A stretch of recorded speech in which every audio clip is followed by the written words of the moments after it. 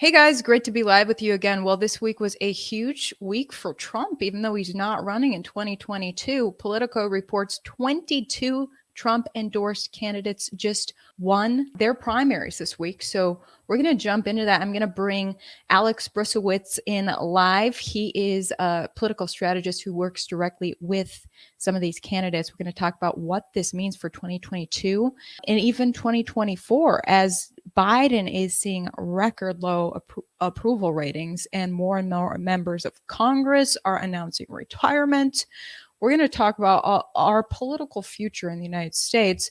So before Alex joins me, shout out to the sponsor of my coverage, Health with Ivory. Check this out. Studies have revealed that our appearance affects our mental health. The anti-aging industry has tried to capitalize on that for decades. Unfortunately, many of the anti-aging products out there fall short. This is because most of the serums and supplements out there don't target the source of the problem. This is why I'm such a fan of multi-collagen. Multi-collagen works to quickly restore youthfulness back to your skin. It helps by combating loose skin and wrinkles, and it does this quicker and more effectively. Imagine how good your skin will look this summer with taking it. If you want to look and feel your best, grab some multi-collagen today. Get up to 51% off for the next 24 hours with my link down in description. It is healthwithivory.com. Link down in description, healthwithivory.com. With that being said, let me bring on Alex Bruesewitz of X Strategies, and you are the author of the brand new book, Winning the Social Media War. Yes, I am. Thanks for having me, Ivory. You guys had some big victories this week, you and your candidate. So Politico reporting 22 different Republicans who were endorsed by Trump just won their primaries. And some of these candidates were not doing well in the polling until Trump gave his stamp of approval. So what does this mean for the future of the country? It sounds like a lot of Americans still love Trump. Yeah, absolutely. That will bring, so Tuesday's victories, it brings President Trump's win total to 55-0 for this cycle so far. He has not lost a race that he has endorsed in. President Trump's endorsement is the coveted seal of the Republican primaries. All the voters care about is who does Trump back, who does Trump endorse, because they know that he has the best interest for our party in mind.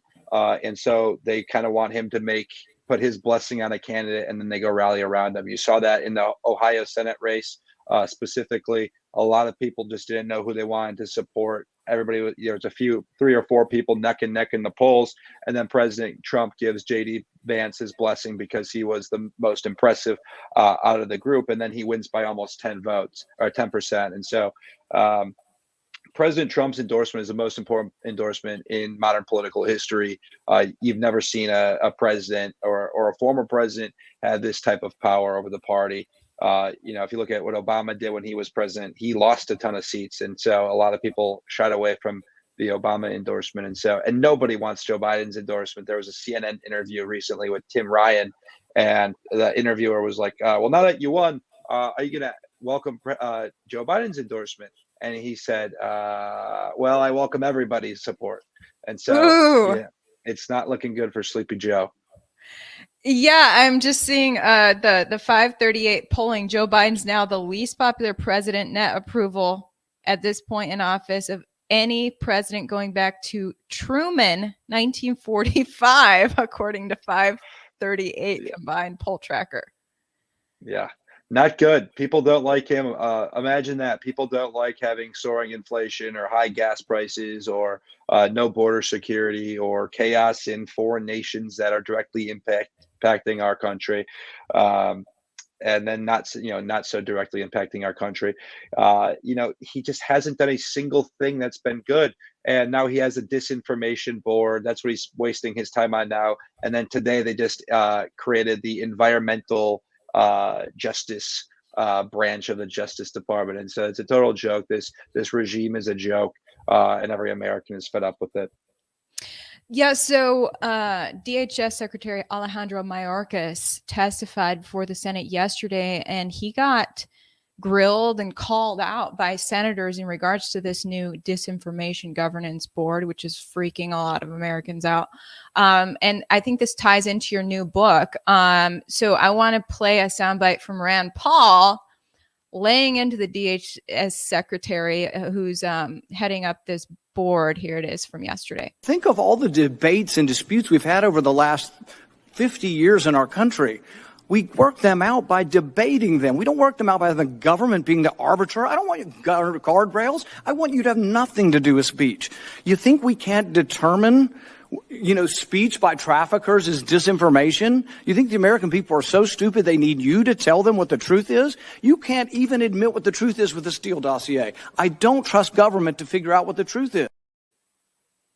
Yeah, and Alejandro Mayorkas is kind of backpedaling, saying, well, we're only going to govern the cartel's social media in regards to trafficking people in. But we all kind of know that's not true. Our social media has been highly governed already by the social media corporations. So you've got a new book out trying to help people with navigating this social media world, winning the social media war. Tell me about this book. Yeah, that is my baby. We've been working on that since June of 2020. And so there's been a lot of cases of mass censorship and silencing of conservative voices, and trying to censor disinformation. And so everything is ushered in with good intentions. They have, nice titles, and it sounds like it's a good thing, but we all know that this DHS governance board is going to go well beyond the cartels. They're going to monitor what you're saying. They're going to monitor what I'm saying. And if it's something that goes against the state-run propaganda or the state-run message, guess what? You're going to be silenced and you're going to be shut down. And so I'm glad to see Rand Paul have the courage to push back against that. Every single elected official, not just Republican. If you believe in the Constitution, you need to push back against this, because the First Amendment is a sacred right of every American, and this governance board directly infringes upon those rights. And so you got to push back against it 100%. But social media played a huge role in the outcome of the 2020 election, and a lot of people don't think it was very fair with what they did with the Hunter Biden story, for example. A lot of votes were changed because a lot of people didn't know the truth about that. And so it's important that the lessons of this book are implemented into our government, and when we take back power and we hold these people accountable for what they did. So you were largely involved in organizing and speaking out in the aftermath of the election, the last election. And for that, you were subpoenaed by the January 6th committee. They are on this apparent witch hunt to dig up information on what they think, I guess, is a large-scale organized crime to subvert our government, is, I guess, what they think. But here, I have this headline. This is about you pleading the fifth against the January 6th committee. Catch us up to pace on what's going on there. Good times. And to clarify, because I know for a fact that the creeps on the January 6th commission are probably tuning into this. They stalk me. So to clarify, I did not organize after the election. I was a speaker at a lot of events that were organized by others. I absolutely wanted to speak out against this, what happened. I had concerns, as did tens of millions of Americans, about what took place, and I wanted transparency. And so, because of me being vocal and asking for transparency following the election, I've received a subpoena from the January 6th Unselect Committee. It did it right here in my office. I wore a nice hat that said subpoenaed on it. And I answered about 102 questions, and I pled the fifth every single time because I don't recognize this commission as constitutional nor legitimate.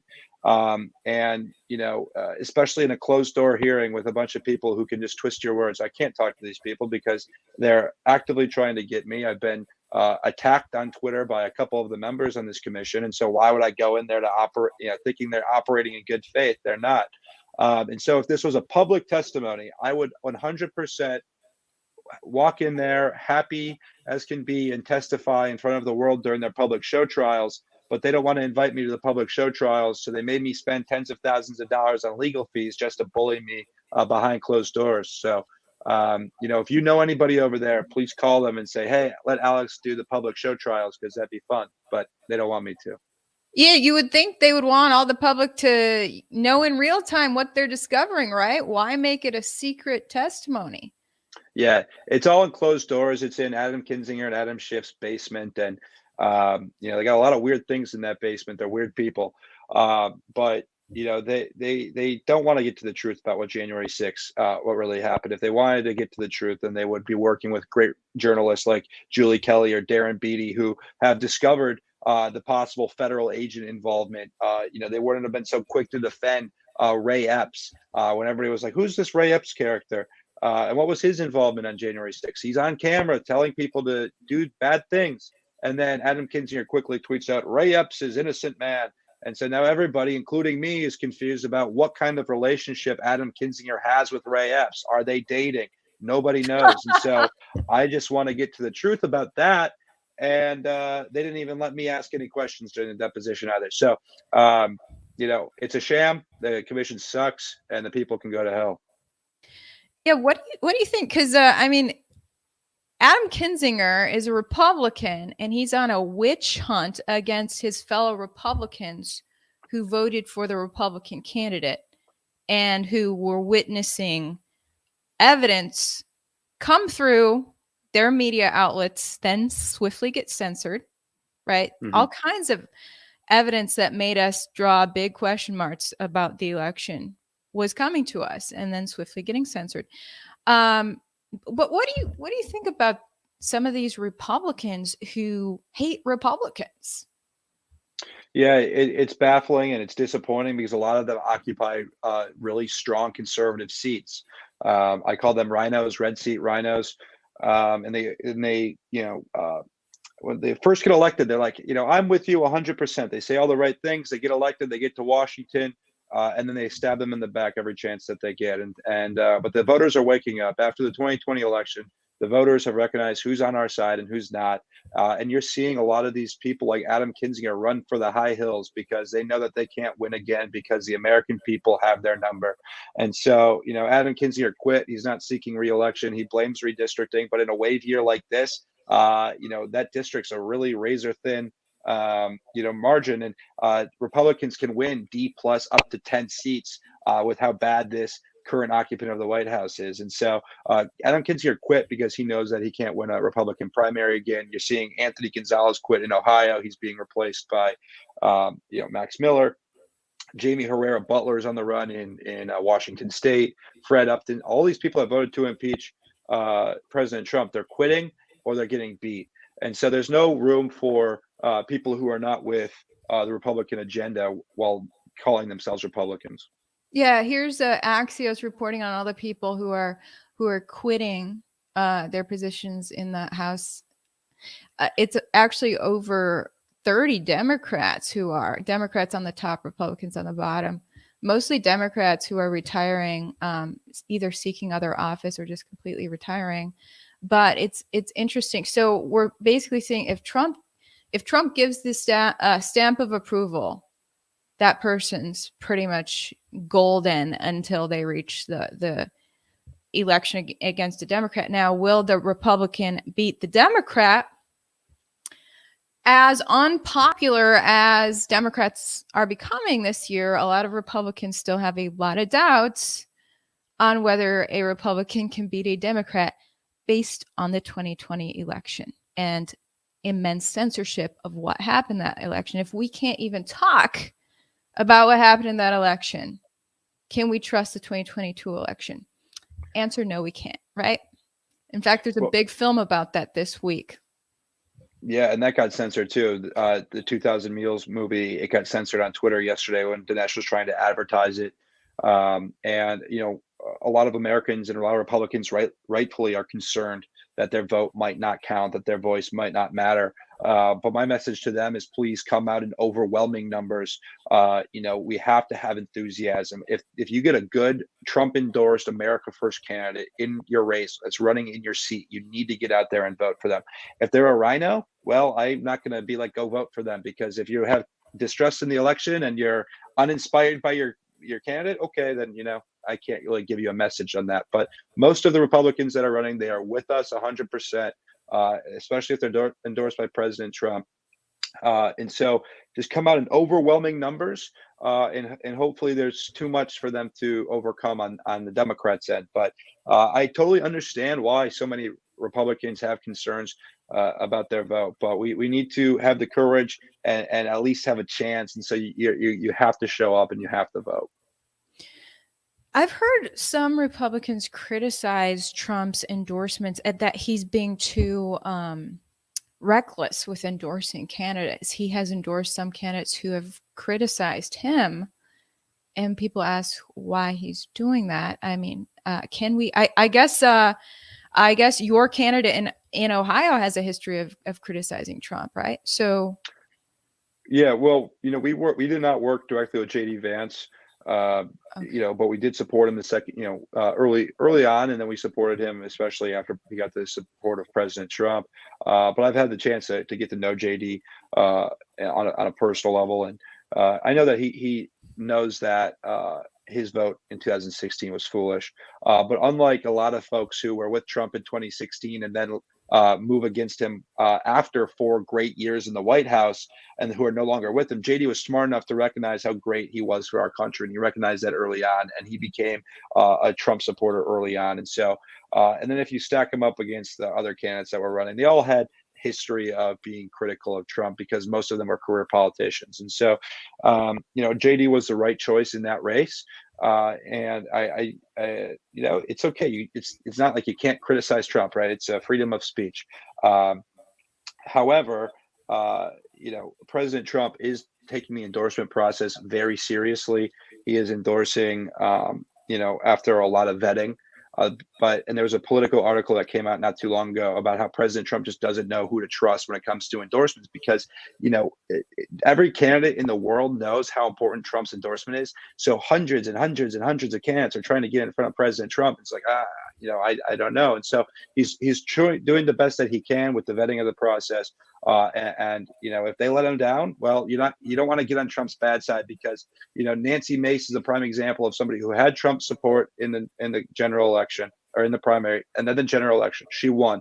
Her first vote in DC was a vote to criticize President Trump, censure President Trump. She became a big Liz Cheney fangirl, and guess what? One cycle in, President Trump endorses her opponent. And so the second you go sour on him, well, you're probably going to lose your seat. And so a lot of these people recognize that and how important Trump's endorsement is. So hopefully people, don't take it for granted, and they will uphold what they promised them that they will. Yeah, I've heard from candidates about what a unique election cycle this is, in that for Republican candidates, that's been the number one thing for them, is trying to win that endorsement of Trump. And so if you are an America First candidate amongst, a handful of America First candidates, then tough luck, being the chosen one. Well, there's going to be instances where President Trump will just stay out of the race and let the people duke it out. But some races are too important to stay out of. You can get sheep. Josh Mandel, for example. A lot of people were upset about Josh Mandel, but Josh Mandel's been in politics longer than I've been alive. Basically, you look at his face, you think he's a young guy, but he's 45 years old. He's been a Politico staffer since he was a very young man. He campaigned alongside John McCain. He campaigned alongside Mitt Romney, and he eventually got caught on a microphone saying how he's a supporter of Mitch McConnell, and he's saying all of these things just to get elected. And so you really don't know who to trust. And so JD was honest. JD was like, look, I was stupid. I made a mistake in 2016, but I learned from my mistake. I learned that I recognize that President Trump is with us now, or was a blessing to us. He was so great for our country, so great for Ohio. And I just be an idiot to not support him. And then you have Josh Mandel, who just openly says that he's just saying these things to get elected. And so it's important you be critical of all these different people. It's easy to regurgitate the America First message, but it's actually hard to walk it. And so we're very critical on our end as well. We do a lot of vetting. I actually have a questionnaire for my candidates to answer. It's about 100 questions. And so we won't throw our support behind somebody unless we know that they're with us 100%. I see. So by the way, I have linked your profile, your book down below, as well as this new 2000 Mules film. You're not a part of this film, but I want to talk about it because it ties into the elections. And this film is actually sold out in theaters across the nation right now. There's like 8 different theaters in the Houston area where I live that are showing this film this week. And I couldn't get a ticket to any of them. They're sold out everywhere. It will premiere for streaming. Anyone who wants to stream or download the film, that's going to be Saturday. But if you want to learn more about Dinesh D'Souza's new film about the election, it's linked down in description. I'm looking forward to watching this now. I haven't seen it, but from what I can tell, it ties right into some of the ballot drop boxes that were established willy-nilly without legislative approval in 2020. Texas sued the Texas sued several states that established this. It was taken straight to the Supreme Court, and the Supreme Court tossed it out for a technicality, saying that Texas doesn't have standing. A bunch of other states joined. They all said, we do have standing, and our standing is the fact that those states compromising their elections by doing drop boxes that were not approved by the legislature violates the results of all of our elections. And so it seems like a very legitimate Supreme Court case. Supreme Court tosses it out. A Supreme Court staffer later said that there's reports that the staffer said there was yelling from the justices in regards to being concerned about riots. Well, that all circles into this week when there are threats of protest and possible riot at Supreme Court justices' houses. This week, in regards to a leaked opinion about Roe versus Wade, I have this Fox News headline: liberal group calls for protests at conservative Supreme Court justices' homes. We're getting reports of justices canceling their events and appearances for fear of their safety. What's your take on all this, Alex? Yeah, well, it's a really dark thing for our country. It's a great attack on our constitutional republic. We have heard for the past 16 months about attacks on our democracy.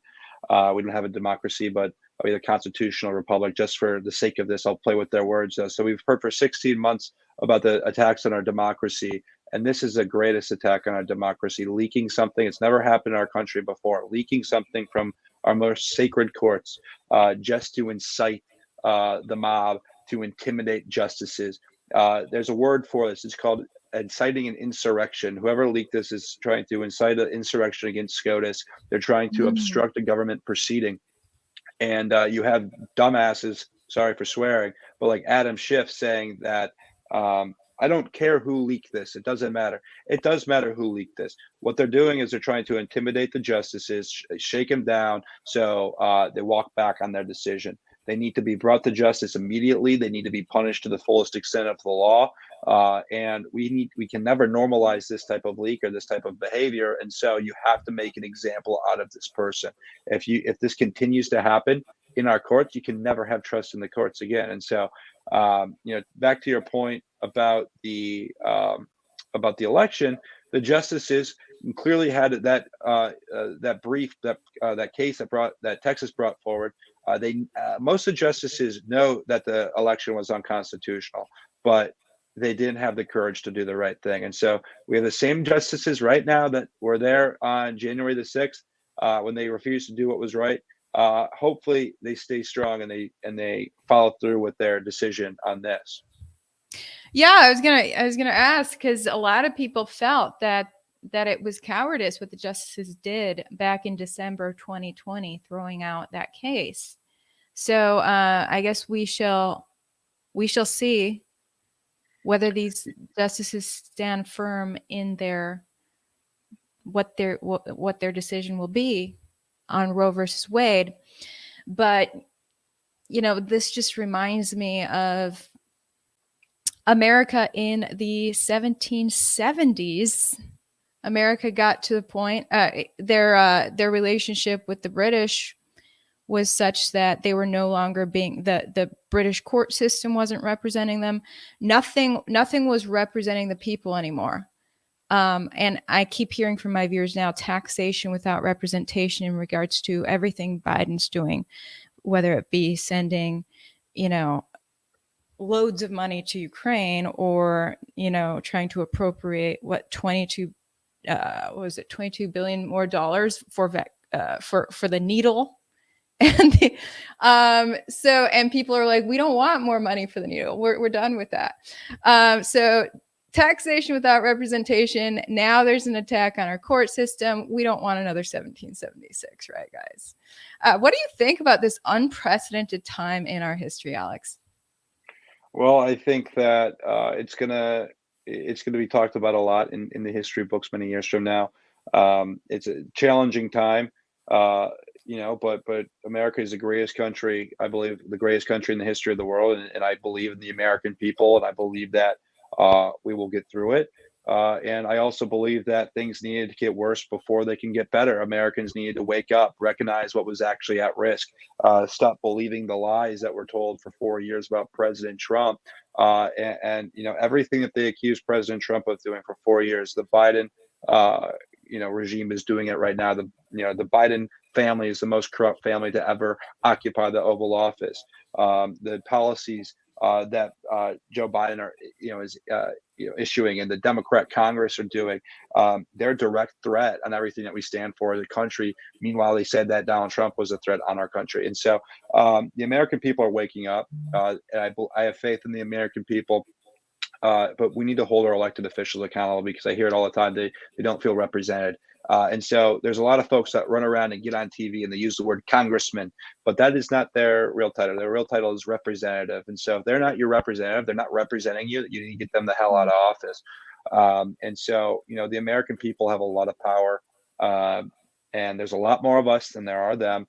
And so, we have to restore integrity to our election system, and then we need to vote those who do not represent us out of office, period. And I think that there's going to be a lot of more paying attention to in the primary elections, where a lot of people kind of just, skipped out on that and they just focused on the general election, thought it was R versus D. But there's even, you have to hold your own party accountable. You have to pay attention to your own party's races, because if you get the wrong, just because they have an R in front of their name doesn't mean that they're on our team. And so the primaries are going to be where the action's at, I believe, for the next 5 to 10 years. Well, thanks so much for sharing your insight, Alex. To all my viewers, go click that link down in the description and get Alex's new book, Winning the Social Media War, because this is to empower the average citizen, which I totally believe in. I believe in citizen journalism right now. We need that bad, as far as everyone knowing how to collect real information and disseminate it, to, no matter how small your audience is. That's what we all got to do right now, because we live in a highly censored corporate media world that we somehow got to overcome. So thanks for putting together that book, and thanks for coming on, and all the best to you. Awesome. Thank you, Ivory. All right. Bye.